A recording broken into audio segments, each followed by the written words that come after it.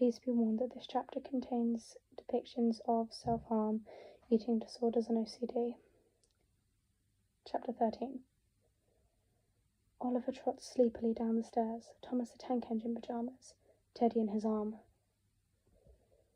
I'm glad that he's never understood what's wrong with Charlie. You alright, Oliver? Yeah. You gonna go to bed? What about Charlie? He'll be fine. Leave it all to me. Oliver nods and ambles back up the stairs, rubbing his eyes. I rush towards the kitchen door, which is closed. I feel sick. I'm not even fully awake. Charlie. I knock on the door. Total silence. I attempt to get in, but he's blocked it with something. Open the door, Charles. I'm not joking. I'll break the door. No, you won't. His voice is dead. Empty.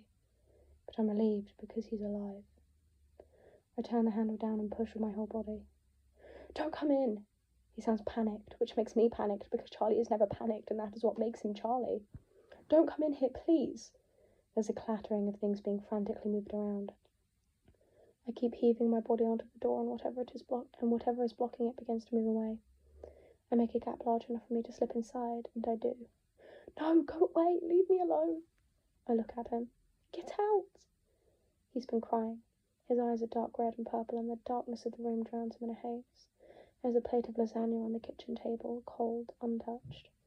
All of our food has been removed from the cupboards in the fridge and the freezer, and set out in order of size and colour in various piles around the room. There are a couple of blood-stained tissues in his hands. He's not better.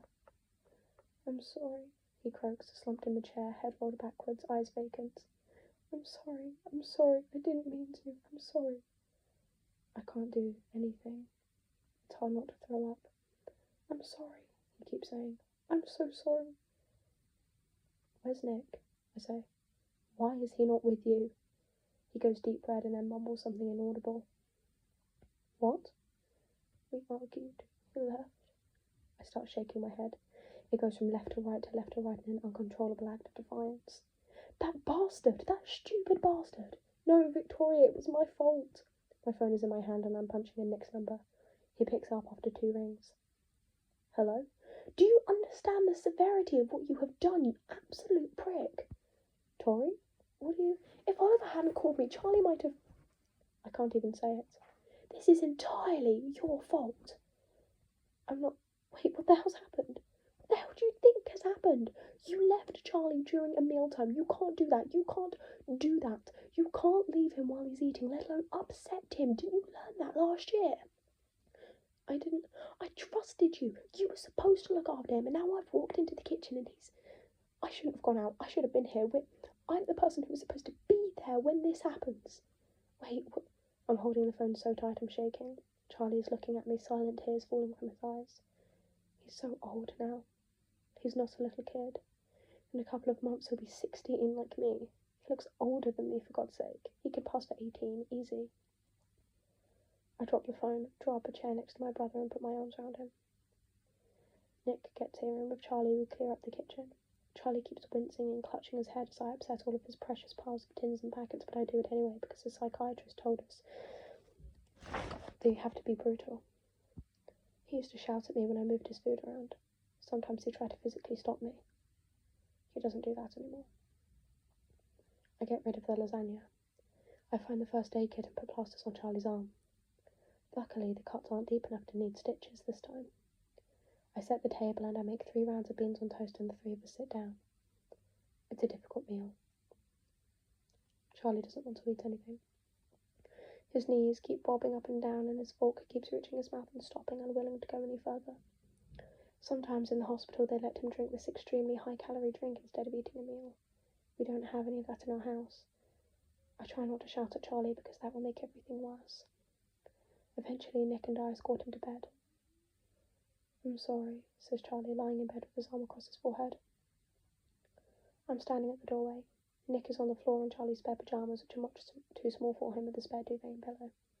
He is staring at Charlie with an expression somehow simultaneously encompassing fear and love. I haven't forgiven him yet, but I know that he will redeem himself. I know that he cares about Charlie. A lot. I know, I say, but but I'm going to have to tell Mum and Dad. I know. I'll come back and check on you in a bit. Okay. I stand there. After a while, he says, "Are you okay?" An odd question, in my opinion. He's the one who just... I'm completely fine. I turn out the light and go downstairs and call Dad. He stays calm. Too calm. I don't like it. I want him to freak out and shout and panic, but he doesn't. He tells me that they'll come home right away. I put the phone down, pour a glass of diet lemonade, and sit in the living room for a while. It's the middle of the night. The curtains all open. You do not find many people like Charlie Spring in the world. I suppose I have implied this already. You especially do not find many people like Charlie Spring at all boys' schools. If you want my opinion, all boys' schools sound like hell. Maybe it's because I don't know many boys. Maybe it's because I get a pretty bad impression of the guys I see coming out of the trim gates, pouring Lucozade into each other's hair, calling each other gay and bullying gingers. I don't know. I don't know anything about Charlie's life at that school. I head back upstairs and peer into Charlie's room. He and Nick are now both fast asleep in Charlie's bed, Charlie curled into Nick's chest. I shut the door. I go to my room. I start shaking again. I look at myself in the mirror for a long time and begin to wonder if I really am Wednesday Addams. I remember finding Charlie in the bathroom that time. There was a lot more blood then. It's very dark in my room, but my blog homepage, open on my laptop screen, acts as a dim blue lamp. I pace around in circles, around and around until my feet hurt. I put on some Bon Iver and then some Muse and then some Noah and the Whale, really dumb, angsty stuff. I cry and then I don't. There's a text on my phone, but I don't read it. I listen to the dark. They're all coming to get you. Your heart beats of footsteps. Your brother is psychotic. You don't have any friends. Nobody feels bad for you. Beauty and the Beast isn't real. It's funny because it's true. Don't be sad anymore. Don't be sad anymore.